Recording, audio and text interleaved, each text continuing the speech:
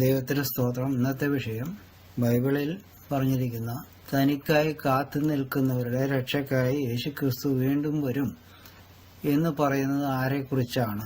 യേശുക്രിസ്തുവിന്റെ വരവിൽ ഒരാൾ എടുക്കപ്പെടും, ഒരാൾ കൈവിടപ്പെടും എന്ന് പറയുന്നത് എന്താണ്? ഈ രണ്ട് കാര്യങ്ങളെക്കുറിച്ചുള്ള ഒരു കാര്യമാണ് നമ്മളിപ്പോൾ ഇവിടെ എക്സ്പ്ലെയിൻ ചെയ്യാൻ പോകുന്നത്. അതിനെടുത്തിരിക്കുന്ന വചനം എബ്രായർക്ക് എഴുതിയ ലേഖനം 9-ാം അധ്യായം 28-ാം വാക്യം, മത്തായിയുടെ സുവിശേഷത്തിലെ ചില വചനങ്ങൾ, അതുകൂടാതെ ദാനിയേലിന്റെ പുസ്തകത്തിലെ ചില വചനങ്ങൾ, സെഖറിയാവ് എന്നിവയാണ്.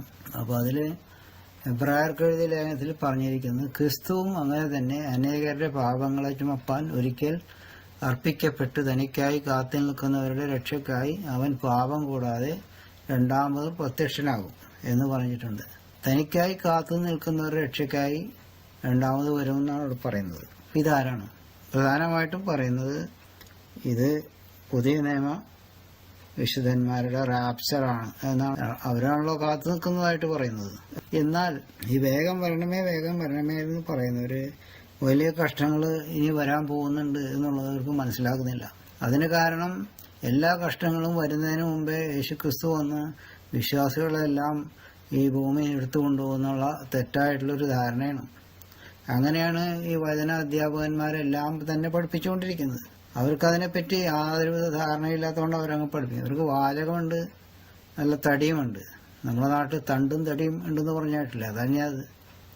അങ്ങനെ ഏത് നുണയും സത്യമാക്കി അതിനെ വെള്ളപൂശാനുള്ള ഒരു പ്രത്യേക കഴിവ് ഇവർക്കുണ്ട്. അതിനെതിരായിട്ടാണ് ഞാൻ പറയുന്നത് അവർക്ക് ഇഷ്ടപ്പെട്ടില്ലെങ്കിൽ എനിക്കൊന്നുമില്ല. അപ്പം ഞാൻ പറഞ്ഞു വന്നതെന്താ വെച്ചിട്ടുണ്ടെങ്കിൽ, ഇവർ പറയുന്ന റാപ്ചർ തിയറി 100% തെറ്റാണ്. ഇപ്പം നമുക്കങ്ങനെ കാത്ത് ഇരിക്കാനൊന്നും കുഴപ്പമൊന്നുമില്ല. പക്ഷേ ഇനി വരാൻ പോകുന്ന കഷ്ടങ്ങൾ സഹിക്കാനും കൂടി നമ്മൾ തയ്യാറാകണം. അതാണ് ആദ്യം നമുക്ക് വേണ്ടത്. കാത്തിരിക്കൽ അതിന് ശേഷമേ വരുന്നുള്ളൂ. രണ്ട് കൂട്ടരുണ്ട് ഇതിൽ കാത്തു നിൽക്കുന്നവർ. അതിൽ ഒന്നാമത്തെ എന്ന് പറയുന്നത് ദൈവ മക്കൾ തന്നെയാണ്. പക്ഷെ അവർക്ക് കാത്തു നിൽക്കുക എന്ന് പറഞ്ഞാലും കഷ്ടം കഴിയാതെ കർത്താവ് വരില്ല എന്നുള്ളത് അതിനെ ശരിക്കും പഠിച്ചാൽ നമുക്ക് മനസ്സിലാവും. ഇതുപോലെ തന്നെ കാത്തു നിൽക്കുന്ന വേറെ ഉണ്ടാവും. അതാരാന്ന് വെച്ച് കഴിഞ്ഞാൽ ഇപ്പോഴുള്ള ഇസ്രായേൽ ജനമാണ്. ഇസ്രായേൽ ജനം എന്ന് പറഞ്ഞാൽ യഹൂദൻ മാത്രമല്ല, 12 ഗോത്രങ്ങൾ അവിടെയുണ്ട്. ഇസ്രായേലിന്റെ വടക്ക് ഭാഗത്താണ് അത് അങ്ങനെയുള്ളവരൊക്കെ എല്ലാം ഉള്ളത്. അതിന്റെ സൗത്ത് സൈഡിലാണ് ഈ യഹൂദന്മാർ എന്നുള്ളൊരു വിഭാഗം ഉള്ളത്. അപ്പോൾ യഹൂദന്മാർ മാത്രമല്ല, മറ്റുള്ളവരും അതിലുണ്ട്. അവരുടെ രക്ഷയ്ക്കായിട്ടാണ് യേശുക്രിസ്തു വരുന്നത്. അത് വരുന്നത് എപ്പോഴാണ്? അന്ത്യക്രിസ്തുവിന്റെ ലാസ്റ്റ് ഡേയിലാണ് വരുന്നത്. അതിനു മുമ്പ് യേശുക്രിസ്തു ഒരു സ്ഥലത്തും വരുന്നതായിട്ട് പറയുന്നില്ല. എല്ലാവർക്കും കഷ്ടത്തിൽ കൂടി കടന്നു പോകേണ്ടി വരും. പക്ഷെ ആ കഷ്ടത്തിൽ കൂടി കടന്നു പോകുമ്പോൾ ദൈവത്തിന്റെ പ്രത്യേകമായ രക്ഷ ദൈവമക്കൾക്ക് ഉണ്ടാവും. അത് തന്നെ ഇസ്രായേൽ ജനത്തിനും ഉണ്ടാവും. അവർ രക്ഷിക്കപ്പെട്ടിട്ടില്ലെങ്കിലും അവർ ദൈവത്തിന്റെ ജനമല്ലേ. അതുകൊണ്ട് അവർക്കുമുണ്ട് ഒരു രക്ഷ. കാരണം എന്ന് വെച്ചാൽ അവരുടെ ഉള്ളിൽ നിന്നും ദൈവത്തിന് വേണ്ടി തിരഞ്ഞെടുക്കപ്പെടേണ്ടതായിട്ടുള്ള ആൾക്കാരുള്ളതുകൊണ്ടാണ് അങ്ങനെ ചെയ്യുന്നത്. അതാണ് നമ്മളിപ്പോൾ ഇത് വിഷയമാക്കിയിരിക്കുന്നത്. അപ്പോൾ രണ്ട് കൂട്ടർ അവിടെ വരുന്നുണ്ട്. ഒന്ന് യേശുക്രിസ്തുവിൽ രക്ഷിക്കപ്പെട്ടവരും, രണ്ടാമത്തത് എന്ന് പറയുന്നത് യഥാർത്ഥ ഇസ്രായേലും തന്നെ. അതെപ്പോഴാണ് വരുന്നത് എന്നുള്ളത് നമ്മൾ ആ ചാർട്ട് വെച്ചൊന്ന് നോക്കാം. ഈ റിവലേഷൻ ചാർട്ടിൽ യേശുക്രിസ്തു വരുന്ന ഇതിനെക്കുറിച്ചാണ് ഇവിടെ ഈ കാണിച്ചിരിക്കുന്നത്. അത് വരുന്നത് എല്ലാവിധ കഷ്ടങ്ങളും കഴിഞ്ഞതിന് ശേഷമാണ്. ഇതാണല്ലോ അന്ത്യക്രിസ്തുവിന്റെ 7 വർഷം എന്ന് പറയുന്നത്. 7 വർഷത്തിന്റെ അവസാന ദിവസത്തിലാണ് ഈ യേശുക്രിസ്തു വരുന്നത്. ഇത് ഇത്രയും ഭാഗം എന്ന് പറയുന്നത് ഇതിന്റെ ഉള്ളിൽ വരുന്നതാണ്. അത് ഇവിടെ എഴുതാൻ പറ്റാത്തതുകൊണ്ട് ഇങ്ങനെ വലുതാക്കി ഇങ്ങനെ കാണിച്ചു എന്ന് മാത്രമേ ഉള്ളൂ. ആ സമയത്തിന് മുമ്പ് ഒരുപാട് കഷ്ടങ്ങൾ ഇവിടെ ഭൂമിയിൽ നടക്കേണ്ടതുണ്ട്. അനവധി കഷ്ടങ്ങൾ എന്ന് പറയുമ്പോൾ ഇവിടെ ഈ ചാർട്ട് കൂടെ നോക്കുമ്പോൾ നമ്മൾ ഈ 5ാമത്തെ മുദ്ര കാണുന്നുണ്ടല്ലോ, അത് എന്റെ പൊസിഷനിലാണ് നമ്മൾ നിൽക്കണം. അത് നടന്നോ ഇല്ലെന്ന് നമുക്ക് അറിഞ്ഞൂടാ. അപ്പൊ അത് കഴിഞ്ഞിട്ട് 6, 7 മുദ്രകൾ, പിന്നെ 6, 1, 7 കാഹളങ്ങൾ, പിന്നെ 7 ക്രോധ കലശങ്ങൾ. ഇത്രയും കഴിഞ്ഞതിന് ശേഷമേ യേശുക്രിസ്തു വരുള്ളൂ. അത് അന്ത്യക്രിസ്തുവിന്റെ അവസാന ദിവസത്തിലാണ്. ആ സമയത്താണ് പുനരുദ്ധാനവും റാപ്ചറും നടക്കുന്നത്. റാപ്ചർ എന്ന് പറഞ്ഞാൽ ഉൽപ്രാപണം. അത് കഴിഞ്ഞ ആ ഒരു ദിവസത്തിൽ തന്നെ അവർക്ക് പ്രതിഫലം കൊടുത്തുകൊണ്ട് യേശുക്രിസ്തുവും വിശുദ്ധന്മാരും കൂടി ഒലിവുമലയ്ക്ക് ഇറങ്ങി വരുന്ന സമയത്താണ് എല്ലാവരും കാണുന്നതായിട്ട് പറയുന്നത്. കാരണം വെച്ചാൽ വരണ സമയത്ത് ഒരു ദിവസത്തെ ഇരുട്ടുണ്ട്. അപ്പോൾ ആ വരണത് ഒരു മിന്നൽ പോലെ വരുമെങ്കിൽ തന്നെയും ആ സമയത്ത് പുനരുദ്ധാനവും ഉൽപ്രാവണവും നടന്നതിന് ശേഷം പ്രതിഫലം കൊടുത്ത് ഒലിവുമലയ്ക്ക് ഇറങ്ങി വരിക. ആ സമയത്ത് ഭൂമിയിലെ ജാതികളെല്ലാം യുദ്ധം ചെയ്യുന്നതുകൊണ്ട് അവർ നിവർത്തിയില്ലാതെ നിലവിളിച്ചിട്ടാണ് യേശുക്രിസ്തു വരുന്നത്. ആ സമയത്ത് യേശുക്രിസ്തുവിൽ ഇവർ രക്ഷിക്കപ്പെടും. ആദ്യം രക്ഷിക്കപ്പെട്ടതാരാ? ദൈവമക്കളെ രക്ഷിക്കപ്പെട്ടത്. രക്ഷിക്കപ്പെട്ടതെന്ന് വെച്ചിട്ടുണ്ടെങ്കിൽ അവർ സ്വർഗത്തിന് യോഗ്യരായി അവർ രൂപാന്തരം പ്രാപിച്ച് യേശുക്രിസ്തുവിന്റെ കൂടെ ആയിക്കഴിഞ്ഞു. അവരെന്ന് പറയുമ്പോൾ അത് 50% പേരെ എടുക്കപ്പെടുള്ളൂ. കാരണം പറയുന്നുവെച്ചിട്ടുണ്ടെങ്കിൽ 50-50 യേശുക്രിസ്തു പറഞ്ഞിരിക്കുന്നത്. അത് നമുക്ക് നോക്കാം. മത്തായി 24:40-41. അന്ന് 2 പേർ വയലിലിരിക്കും. ഒരുത്തനെ കൈക്കൊള്ളും, മറ്റവനെ ഉപേക്ഷിക്കും. 2 പേർ തിരികല്ലിൽ പൊടിച്ചുകൊണ്ടിരിക്കും, ഒരുത്തിയെ കൈക്കൊള്ളും, മറ്റവളെ ഉപേക്ഷിക്കും. ഇത് വിശ്വാസികളെ കുറിച്ചാണ് പറ്റും. അത് അറിയുന്നത് നമുക്ക് അടുത്ത വചനം വായിക്കുമ്പോഴേ മനസ്സിലാവുള്ളൂ. അതായത് 2 പേര് വിശ്വാസികൾ ഒരുമിച്ച് ജോലി ചെയ്തുകൊണ്ടിരിക്കുന്ന ആൾക്കാരെ, അല്ലെങ്കിൽ എന്ത് ചെയ്തുകൊണ്ടിരിക്കുന്നത്, അതിൽ ഒരാളെ എടുക്കും. അത് 50% പേരെ എടുക്കുള്ളൂ. അവരൊക്കെ വിശ്വാസികൾ. അത് പറയാൻ കാരണം മത്തായി 25:1-2 സുഖരാജ്യം മണവാളനെ തിരുപ്പൻ വിളക്കും എടുത്തുകൊണ്ട് പുറപ്പെട്ട 10 കന്യമാരോട് സദൃശ്യമാവും. അവർ 5 പേർ ബുദ്ധിയില്ലാത്തവരും 5 പേർ ബുദ്ധിയുള്ളവരുമായിരുന്നു. അപ്പൊ ഇതിൽ 5 പേര് ഒക്കെ എടുക്കപ്പെട്ടിട്ടില്ല. അത് തുടർന്നുള്ള വചനങ്ങൾ ഞാനിത് എഴുതിയിട്ടില്ല. എങ്കിലും ബൈബിൾ വായിക്കുന്ന ആൾക്കാർക്ക് അത് അറിയാം. 5 പേര് ബുദ്ധിയുള്ളവരും 5 പേര് ബുദ്ധിയില്ലാത്തവരിൽ 5 ബുദ്ധിയുള്ളവരെ മാത്രമേ എടുത്തുള്ളൂ എന്നവിടെ പറയുന്നത്. അത് വിശ്വാസികളെ കുറിച്ചാണ് പറഞ്ഞിരിക്കുന്നത്. അപ്പം അവസാനമാകുമ്പോൾ അനവധി കഷ്ടം സഹിച്ച് നിവൃത്തിയില്ലാതെ വരുമ്പോൾ ഈ വിശ്വാസികളായ തന്നെ പകുതി പേര് അവര് അന്തിക്രിസ്തുവിനെ കീഴടങ്ങുമെന്നാണ് അതിന് പറഞ്ഞതിന്റെ അർത്ഥം. അപ്പൊ അവർക്ക് രക്ഷയില്ല. അത് ഈ ലോകത്തുമില്ല അവർക്ക് രക്ഷ, പരലോകത്തും അവർക്ക് രക്ഷയുണ്ടാവില്ല എന്നാണ് പറഞ്ഞിരിക്കുന്നത്. അതേസമയം ഇസ്രായേൽ ജനത്തിന് രക്ഷയുണ്ടാവും. അവർ ഭൗതിക രക്ഷയുണ്ടാവും. അത് തുടർന്ന് ആത്മീയ രക്ഷ 1000 ആണ്ട് വാഴ്ച കഴിയുമ്പോൾ അവർ വിശുദ്ധരായതുകൊണ്ട് അവർക്കും രക്ഷയുണ്ടാവും. ഇനിയിപ്പോ അതിന്റെ ഒരു എക്സ്പ്ലനേഷൻ ഇവിടെ എഴുതിയിട്ടുണ്ട്. അത് നമുക്കൊന്ന് വായിച്ചു നോക്കാം. തനിക്കായി കാത്തു നിൽക്കുന്നവർ എന്ന് എബ്രായർ 9:28 പറയുന്നത് പുതിയ വിശ്വാസികളും ഇപ്പോഴത്തെ ഇസ്രായേൽ ജനവുമാണ്. ഞാൻ നേരത്തെ പറഞ്ഞത് ഇപ്പോഴത്തെ ഇസ്രായേൽ ജനവും മിശിഹായുടെ വരവിനായി കാത്തിരിക്കുകയാണ്. അവരിപ്പോഴും കർത്താവ് വന്നിട്ടില്ല എന്നല്ലേ പറയുന്നത്. ഇപ്പോഴും വരുമെന്ന് വിശ്വസിച്ചുകൊണ്ടിരിക്കുകയാണ്. അതാണ് ഇവിടെ പറയുന്നത്.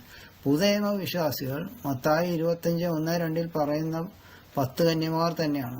ഈ 10 പേരിൽ 5 പേർക്ക് മാത്രമേ 50% മണവാളനോട് യേശുക്രിസ്തുവിനോട് കൂടെ പോകാൻ സാധിക്കുമെന്നായി പറയുന്നുള്ളൂ. അപ്പോൾ അങ്ങനെയല്ല അവിടെ എഴുതിയിരിക്കുന്നത്. എന്താ എഴുതിയിരിക്കുന്നത്? 5 പേർ ബുദ്ധിയില്ലാത്തവരും 5 പേർ ബുദ്ധിയുള്ളവരുമായിരുന്നു. അപ്പൊ പകുതി പേർക്ക് പോകാൻ പറ്റുള്ളൂ. അപ്പൊ പകുതി പേര് തള്ളപ്പെടും എന്നർത്ഥം. മത്തായി 24:40-41 വാക്യങ്ങളിൽ ഇത് തന്നെയാണ് പറയുന്നത്. അത് നമ്മൾ വായിച്ചു. 50% പേർ യേശുക്രിസ്തുവിന്റെ കൂടെ എടുക്കപ്പെടുമ്പോൾ ശേഷമുള്ള 50% പേര് കൈവിടപ്പെടും. അപ്പൊ 50 എടുത്താൽ പകുതി ബാക്കി കൂടി ഉണ്ടാവുമല്ലോ. ഈ കൈവിടപ്പെടുന്നവർ വിശ്വാസികളാണെങ്കിലും അവർ അവസാനം വരെ സഹിച്ചു നിൽക്കാതെ അന്തിക്രിസ്തുവിന് കീഴടങ്ങുന്നവരാണെന്ന് മനസ്സിലാക്കാം. അവർ അന്തിക്രിസ്തുവിന്റെ മുദ്ര എടുക്കുന്നവരായിരിക്കും. അവർ അന്തിക്രിസ്തുവിന്റെ മുദ്ര എടുക്കുകയും ചെയ്യും.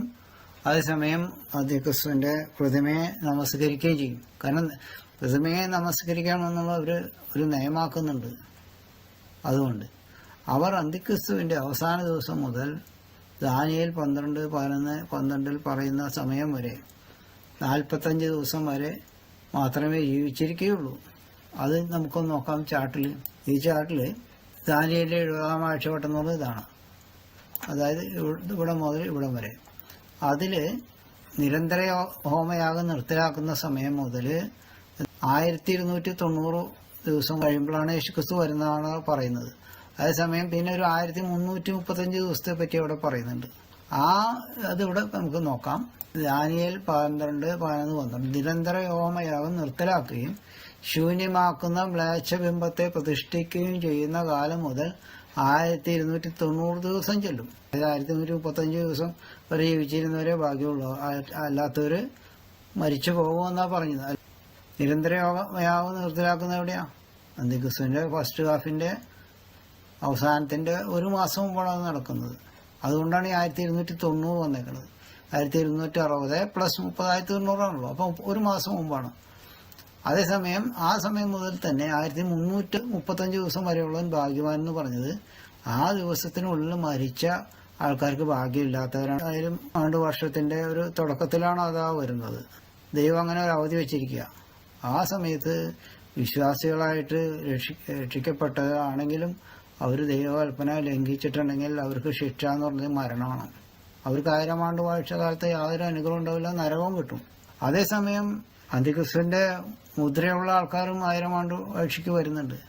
മുദ്ര എടുത്തിട്ടുണ്ടെങ്കിലും അവരും 1000 ആണ്ട് ഭാഷത്തേക്ക് വരും. അവരും ചിലരൊക്കെ മരിച്ചു പോകും. പിന്നെയും എന്നാലും വളരെ കുറച്ച് പേരെ 1000 ആണ്ട് ഭാഷയിൽ അവരിലും ഉണ്ടാവുള്ളൂ. പിന്നെ അടുത്ത് വായിക്കാം. 50% പേർ യേശുക്രിസ്തുവിന്റെ കൂടെ എടുക്കപ്പെടുമ്പോൾ ശേഷമുള്ള 50% പേർ കൈവിടപ്പെടും. ഈ കൈവിടപ്പെടുന്നവർ വിശ്വാസികളാണെങ്കിലും അവർ അവസാനം വരെ സഹിച്ചു നിൽക്കാതെ അന്ത്യക്രിസ്തുവിന് കീഴടങ്ങുന്നവരാണെന്ന് മനസ്സിലാക്കാം. അങ്ങനെ അറിഞ്ഞിട്ട് അവര് കൽപ്പന ലംഘിച്ചാൽ ശിക്ഷ ഭയങ്കരമാണ്. അതുകൊണ്ടാണ് അവർക്ക് യാതൊരു രക്ഷയില്ലാതെ വരുന്നത്. അവർ അന്ത്യക്രിസ്തുവിന്റെ മുദ്ര എടുക്കുന്നവരായിരിക്കും. അത് ഞാൻ പറഞ്ഞ പോലെ അവർ അന്ത്യക്രിസ്തുവിന്റെ അവസാന ദിവസം മുതൽ ദാനിയേൽ 12:12 പറയുന്ന സമയം വരെ 45 ദിവസം മാത്രമേ ജീവിച്ചിരിക്കുകയുള്ളൂ. 1335 മൈനസ് 1290 എന്ന് പറയുന്നത് 45 ദിവസം എന്ന് എഴുതിക്കാണ്. കാരണം അതാണ്, അവർക്ക് 1000 ആണ്ട് വാഴ്ച കാലത്തെ അനുഗ്രഹം ഉണ്ടാവുകയില്ല, ഞാൻ നേരത്തെ പറഞ്ഞ പോലെ. എന്നാൽ അന്ത്യക്രിസ്തുവിന്റെ മുദ്രയുള്ള മറ്റു ജാതികൾ 1000 ആണ്ട് വാഴ്ച കാലത്തേക്ക് കടക്കും എന്ന് ദാനിയേൽ 7:11-12 അതുപോലെ തന്നെ സഖരിയ 14-16 വാക്യങ്ങളിൽ പറയുന്നു. ദാനിയേൽ 7:11-12 സഖരിയ 14:6 നോക്കാം. ദാനിയേൽ 7:11 കൊമ്പ് സംസാരിച്ച വലിയ വാക്കുകളുടെ ശബ്ദം നിമിത്തം ഞാൻ അന്നേരം നോക്കി. അവർ മൃഗത്തെ കൊല്ലുകയും അതിന്റെ ഉടലിനെ നശിപ്പിച്ച് തീയിലിട്ട് ചുട്ടുകളയുകയും ചെയ്യുവോളം ഞാൻ നോക്കിക്കൊണ്ടിരുന്നു. ശേഷം മൃഗങ്ങളോ അവയുടെ ആധിപത്യത്തിന് നീക്കം ഭവിച്ചു. എന്നിട്ടും അവയുടെ ആയുസ് ഒരു സമയത്തേക്ക്, ഒരു കാലത്തേക്ക് നീണ്ടു നിന്നു. അതായത് അന്ത്യക്രിസ്തുവിനെ കൊല്ലുന്നത് യേശുക്രിസ്തു വന്നിട്ടാണ്. അതിന്റെ അവസാനത്തെ ദിവസത്തിലാണ്, അന്ത്യക്രിസ്തുവിന്റെ അവസാന ദിവസമാണ് യേശുക്രിസ്തു വരുന്നത്. അന്ത്യക്രിസ്തുവിനെ കൊന്നിട്ടും പിന്നെ ബാക്കിയുള്ള മൃഗങ്ങളൊന്ന് 10 രാജാക്കന്മാരും അതുപോലെ തന്നെ മുമ്പിലുള്ള മറ്റു രാജാക്കന്മാരും അപ്പം തന്നെ മരിച്ചുപോയില്ല എന്നാണ് ഇവിടെ പറയുന്നത്. ശേഷം മൃഗങ്ങളോ അവയുടെ ആധിപത്യത്തിന് നീക്കം ഭവിച്ചു. എന്നിട്ടും അവയുടെ ആയുസ് ഒരു സമയത്തേക്കും കാലത്തേക്കും അവരുടെ അധികാരമെല്ലാം പോയെങ്കിൽ തന്നെയും അവര് കുറച്ചു കാലം കൂടി ജീവിച്ചു എന്നാണ് പറയുന്നത്. അവരും ഭൂമിയിലുള്ള അവരെ സപ്പോർട്ട് ചെയ്യുന്നതായിട്ടുള്ള ജനങ്ങളുമാണ്. അവരപ്പോഴും ജീവനോടെ ഉണ്ടെന്നാണ് പറഞ്ഞത്. അതാണ് പറഞ്ഞത്. അത് തന്നെ വേറെ എവിടെ പറഞ്ഞിരിക്കുന്നത്? സഖരിയ 14:16 തന്നെ പറയുന്നുണ്ട്. എന്നാൽ യെരൂശലേമിന് നേരെ വന്ന സകല ജാതികളിലും ശേഷിച്ചിരിക്കുന്ന യവനും സൈന്യങ്ങളെ യഹോവയായ രാജാവിനെ നമസ്കരിപ്പാനും കൂടാര പെരുന്നാൾ ആചരിപ്പാനും ആണ്ടുതോറും വരും. അപ്പൊ അതായത് ജാതികളിൽ ശേഷിച്ചിരിക്കുന്നു പറയുന്നത്, അപ്പൊ മറ്റു ജാതികൾ ഉണ്ടെന്നല്ല എന്റെ അർത്ഥം. അതാണ് ഈ 2 വചനങ്ങൾ ഞാൻ എടുക്കാൻ കാരണം. പിന്നെ അടുത്ത വായിക്കാം. ഇപ്പോഴത്തെ ഇസ്രായേൽ ജനത്തിൽ ഒരു വിഭാഗം യേശുക്രിസ്തുവിന്റെ വരവിൽ രക്ഷിക്കപ്പെടും. ഇവർ അന്ത്യക്രിസ്തുവിന്റെ മുദ്രയില്ലാത്തവരായിരിക്കും. അവർക്ക് അന്ത്യക്രിസ്തുവിന്റെ മുദ്ര ഉണ്ടാവില്ല. അത് ഇസ്രായേൽ ജനം മുദ്ര എടുക്കാൻ പാടില്ല എന്ന് പഴയ നിയമത്തിൽ പറയുന്നുണ്ട്. അതുകൊണ്ടാണ് അവർ അന്ത്യക്രിസ്തുവിന്റെ മുദ്ര എടുക്കാത്തത്. ശരീരത്തിൽ മുദ്ര ഏൽക്കാൻ പാടില്ല എന്നാണ് അവിടുത്തെ നിയമം. ഇവർ അന്ത്യക്രിസ്തുവിന്റെ മുദ്ര ഇല്ലാത്തവരായിരിക്കും. ഭൗതിക ശരീരമുള്ള ഇവർ 1000 ആണ്ട് വാഴ്ച കാലത്തെ അനുഗ്രഹം അനുഭവിക്കുന്നവരായിരിക്കും. ഇവർക്ക് ഭൗതിക ശരീരമുള്ളൂ. കാരണം വെച്ചിട്ടുണ്ടെങ്കിൽ യേശുക്രിസ്തു വരുന്ന സമയത്ത് ഇവർ രക്ഷിക്കപ്പെടുമെങ്കിലും അവരെ എടുക്കില്ല. കാരണം അവർ രക്ഷിക്കപ്പെട്ടവരെല്ലാവരുന്നുണ്ട്. പിന്നെ അപ്പോൾ രക്ഷിക്കപ്പെട്ടിട്ട് അവർ യേശുക്രിസ്തുവിനോട് കൂടെ 1000 ആണ്ട് വാഴ്ചയിൽ അവർക്ക് അനുഗ്രഹം ഉണ്ടാവും. അതേസമയം ആത്മീയ ശരീരമുള്ള കർത്താവിന്റെ ശിഷ്യന്മാർ അവരെ ഭരിക്കുമെന്ന് പറയുന്നുണ്ട്. അത് മത്തായി 19:28 പറയുന്നത്. യേശു അവരോട് പറഞ്ഞത്, എന്നെ അനുഗമിച്ചിരിക്കുന്ന നിങ്ങൾ പുനർജനനത്തിൽ മനുഷ്യപുത്രൻ തന്റെ മഹത്വത്തിന്റെ സിംഹാസനത്തിൽ ഇരിക്കുമ്പോൾ നിങ്ങളും സിംഹാസനത്തിലിരുന്ന് ഇസ്രായേൽ ഗോത്രം 12 ന്യായം വിധിക്കും എന്ന് ഞാൻ സത്യമായിട്ട് നിങ്ങളോട് പറയുന്നു. ആത്മീയ ശരീരമുള്ള കർത്താവിന്റെ ശിഷ്യന്മാരാണ് ഭൗതിക ശരീരമുള്ള ഇസ്രായേൽ ജനത്തെ ഭരിക്കുക എന്നാ പറയണത്. അതാണ് ആ സമയത്ത് സംഭവിക്കുന്നത്. അപ്പൊ ഇതിൽ നിന്നും കാര്യങ്ങളെല്ലാം മനസ്സിലാക്കുകയാണെന്ന് വെച്ചാൽ ഇതിൽ പ്രധാന വിഷയം എന്ന് പറയുന്നത് റാപ്ചറിനെ കുറിച്ചുള്ള തെറ്റായിട്ടുള്ള ധാരണയാണ്. അത് എത്ര തവണ പറഞ്ഞു കൊടുത്താലും ഇവര് മനസ്സിലാക്കാതെ ഇപ്പൊ ഒരു കർത്താവ് അപ്പൊ ഞങ്ങളങ്ങ് പൊക്കോളും, ബാക്കിയുള്ളവർ ഇവിടെ കിടക്കുക, ഇങ്ങനെയാണ് ഇവർ പഠിപ്പിക്കുന്നത്. എന്തൊരു വലിയ വെളിവുകേടാണ്. എത്ര പറഞ്ഞാലും ഇവർക്ക് മനസ്സിലാകാത്ത എന്താണ്? അതാണ് ഞാൻ പറയുന്ന കാര്യം. പറഞ്ഞുകൊണ്ട് നിർത്തുകയാണ്. ദൈവം അനുഗ്രഹിക്കട്ടെ.